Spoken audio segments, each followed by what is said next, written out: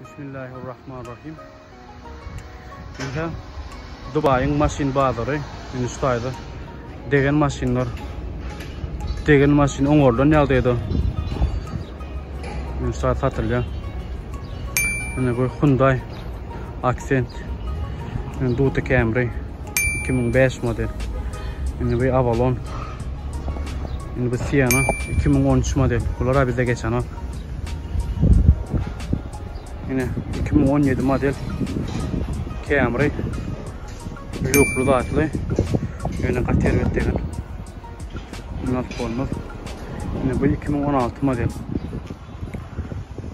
köşk bir degim yok, bir koңoruşturup renkini çalışıp uğratıp olya tutmaz sana. Yine bu RX 2010 model bunlar bize geçen ak. Yine bu RX 2015 model. Yani böyle Avalon, böyle katervet degen 2015 model. Yani bu maşinin barının bahasını belli geçen. Yine bu Land Cruiser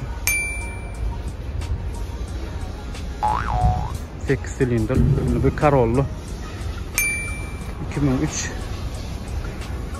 model. Yine AS oңordan tayin yağdıydı. 2019 model. Full luklu zatlı. Yine bu da Highlander 2021 model.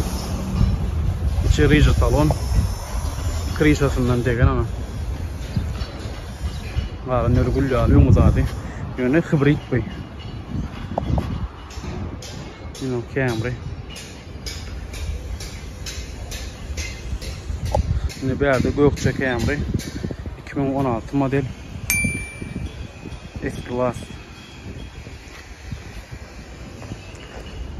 Yani 2008 model Camry.